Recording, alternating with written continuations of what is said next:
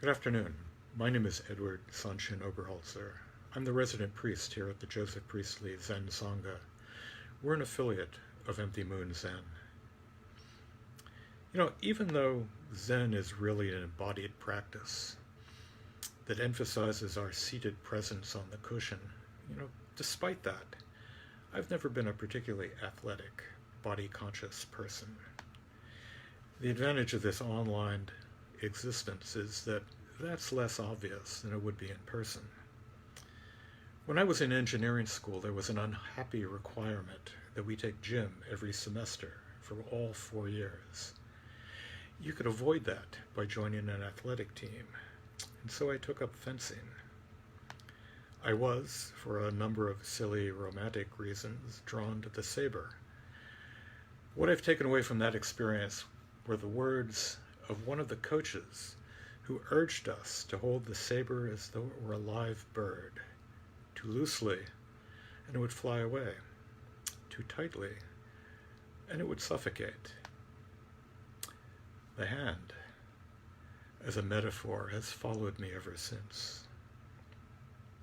We humans like to think that we're defined by that very act of thinking, while so much of what we are comes down to 4 fingers and an opposable thumb, to our hands, hands that freed us to develop that brain, hands that helped us take advantage of our upright posture. A friend likes to note 2 different and simultaneous hand gestures: a raised palm, warding off aggression, and an open palm offering friendship, both at once, useful and optimistic. And I once, cribbing from Kosho Uchiyama's book, Opening the Hand of Thought, used the image of the open hand in a talk to college students. You may know that image. To see yourself and your practice as an open hand.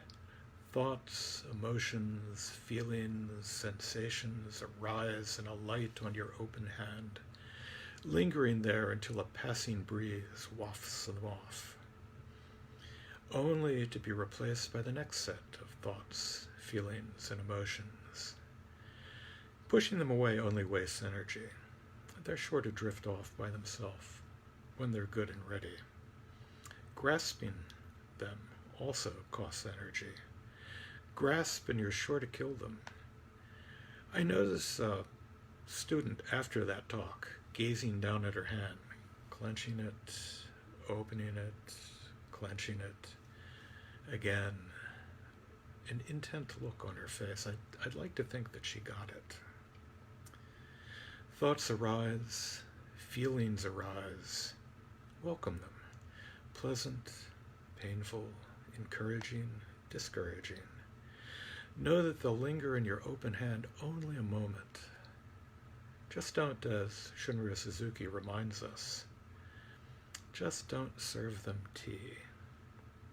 We sit on our zafus, open to the winds, the breezes of the universe that pass through us, the change that brings with it suffering when we try to corral it, to freeze it in place. Watch it arise and drift away like the smoke of a stick of incense.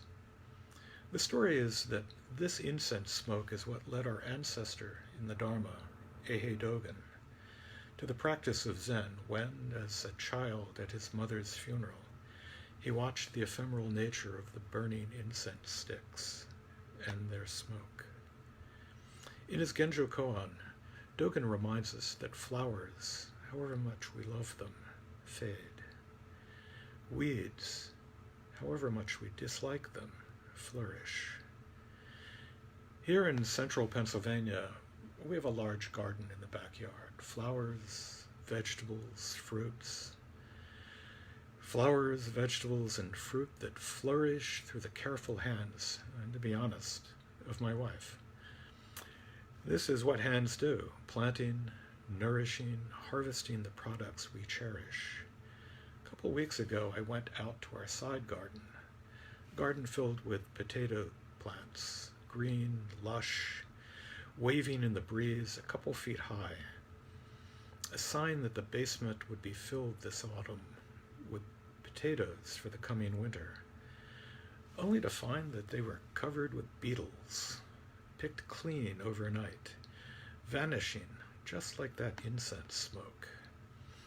The disappointment of knowing that then an autumn of fried potatoes had gone out the window, drifted off, grasping turning to aversion. I am, I admit, terrible at weeding, and over the summer how those weeds flourished. And I am in a state of constant confusion as to what is and what isn't a weed. That plant over there, will it choke off the asparagus? But it has such lovely flowers. And then pulling a weed only to find that it was an intentional ground cover. Grasping an aversion, potatoes, squash, beans, and poison ivy. So here's an invitation. Seeing that raised bed in the backyard as open hands. Whatever arises, arises. You go ahead and weed. Aversion arises. But let it drift away. That tomatoes ripen and beckon, pick them, grasp them. And then they're gone until next year, drifting off, light as a feather that is alighted in the palm of your open hand. And here's the thing about that open hand. Grasping and aversion also sit there. Let them. Sit watching quietly, pay attention and notice. They too will drift away. The asparagus is gone. Maybe next year. The blueberries have been shared with the birds. Maybe next year as well. The open hand waits. You may, if you wish, turn it into a gâteau.